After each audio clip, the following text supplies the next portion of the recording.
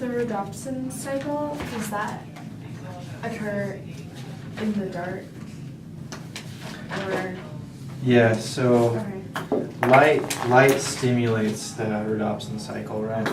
And it's a little bit tricky because it's kind of a little counterintuitive, I guess. Do you guys want to go over that? Yeah, we can do that. Why not? Is that okay? Yeah, that's Okay. fine. I was like, This will be the third time for me, but that's good. I need to get it down. alright. Maybe you can teach us. I'm great. It's like, You can try. Might have to look at my notes a couple times. That's fine. So, well, first of all, let's back up. So let's just say we've got a rod, right? And in each segment of the rod, there's like all these folded membranes, and in all these membranes is where there's the rhodopsin cycle is happening, right? But in the end of this, let's say we've got these, it's basically like a neuron, right? Yeah. And then you've got this cell right here called a bipolar cell, right? Yes. Okay, and then this goes to the brain, right? What is it? Isn't there a ganglion cell right there? Oh. I Yeah, have That is a ganglion. Like Yeah. that, and then it goes to the yeah. nerve fibers of the optic nerve. Yeah, so there's, Yeah, I yeah, tried another this. ganglion and stuff. But, so, so what is the rod doing in the dark? In the dark, it It's- is. Sorry, go for Oh, it. no, you know. Are you talking about what is it firing? Yeah. It's inhibitory glutamate. Right, yeah. So, when the rod is not being stimulated, or the cone, right? It's secreting glutamate, which has a inhibitory effect on the bipolar cell. So it's keeping the bipolar cell from touching From the, firing. From firing Right. onto the ganglion Yeah, cell. because the bipolar cell is like an excitatory neuron. It wants to send an action potential, but when it sends this action potential, it's going to signal like seeing stuff, right, to the brain. But if you're not seeing anything, you don't want this to fire, right? Yeah. So it's sending out glutamate, which is stopping it from firing. Good. Okay. So then what happens when the rod is stimulated? The glutamate is kept from the bipolar cell, so the bipolar cell has the ability Right. to fire. Right. So instead of any other pathways like taste and smell and stuff like that, where usually something binds to a receptor and starts an action potential, it's not like a particle, it's actually light or like a photon, right, hitting this and stopping it from making an action potential so that this stops, so that this can fire. Does that kind of make sense? Okay, so now with the rhodopsin cycle, we've got this molecule, right? It's opsin with the retinol protein, right? So in one basic principle of like biochemistry is that structure basically determines function. So if something changes shapes, it's going to do something totally different.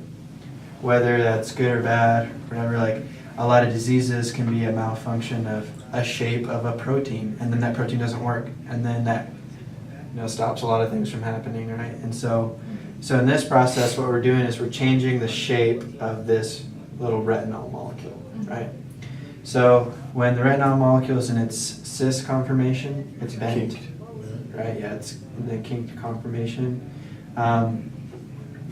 It causes the G protein complex to be inactive, right? But when light hits it, it causes it to bend and to be a straight conformation, which activates the G protein receptor. This is the same type of receptor as we talked about with like taste and stuff like that. But the difference is that when it's activated, it actually ends up closing a sodium channel, right? Usually we're trying to open a sodium channel to start an action potential, but in this case we're closing one to stop one, right? Because we want to stop glutamate, right? Yeah. So we want to stop this from firing, and so we're inhibiting an action And potential. this happens in the light. Right. Yeah, Mhm. okay. Yeah. Yeah. So that all happens to prevent glutamate. You're closing Mhm. the sodium chain. Yeah. Yes, because you're wanting to stop this action potential so this one can start. That's why it's kind of flipped around a little bit. Okay, and then to get the retinol back to its original bent shape, it requires ATP. Yeah, it requires energy. And vitamin A, right? Yeah, I believe so. Yeah. Okay, and so it basically undergoes this process where it comes out of the opsin, gets changed back into its cis conformation and pops back in, and that's where you start again.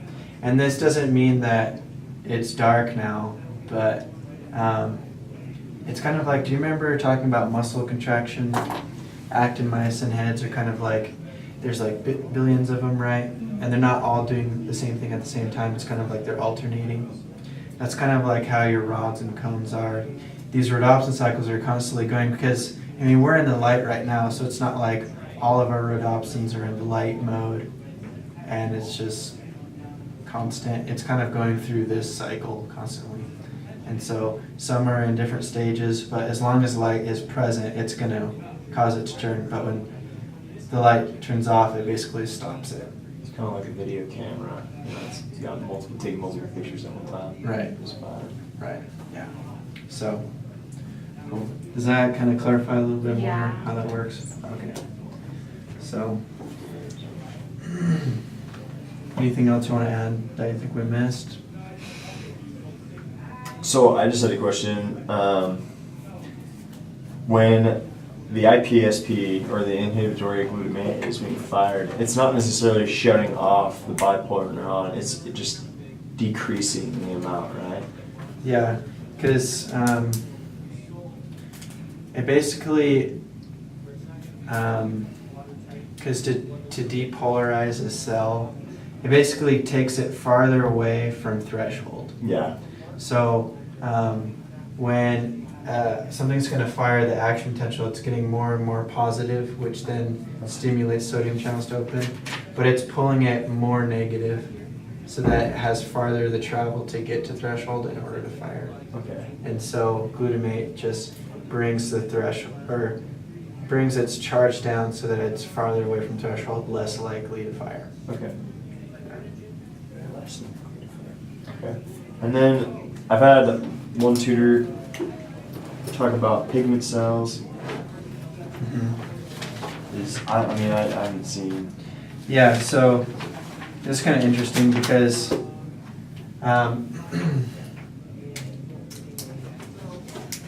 so we tend to think that, so the light is like hitting this, right? Hitting the rod, but the light is actually traveling this direction. Okay, but the action potential is going this direction. Okay, so when light hits is coming into your eye, it goes back until it hits pigment cells. And this basically stops the light, or it keeps the light from scattering, basically, from kind of reflecting all over the place, so that we have so the light goes this way and then stimulates the cone or rod, and then the signal goes that way. Because if you have light coming in from this direction, you've got kind of all types of rays coming from all different directions. And so the pigment cells help to kind of localize and focus that light beam, I guess you could say.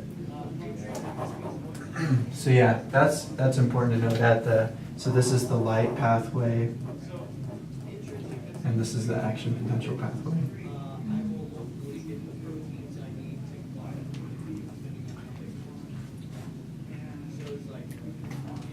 So the light, it stops the action potential from ever even happening? The light does?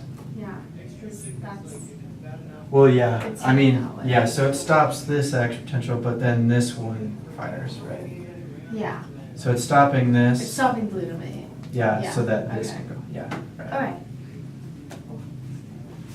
Yeah.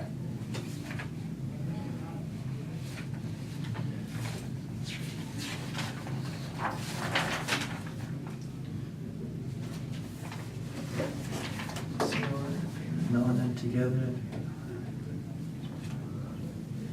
It says it enhances visual acuity by isolating individual photoreceptors and reducing light scattering. However, this pigmentation is not strictly necessary for vision. People with albinism, lack of pigment, can see, while their visual acuity is reduced because of light scattering. Does that kind of make sense?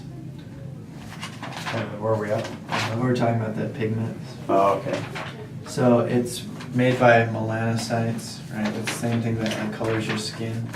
And it basically helps from scattering the light rays. It helps kind of focus them. Okay. So that your vision is more clear. Oh, okay. And it said that people without, it's not necessarily necessary for sight because people with albinism don't have melanocytes, right? Or they don't produce melanin. So, but their vision is a little impaired, basically. But they can still see. But Gotcha.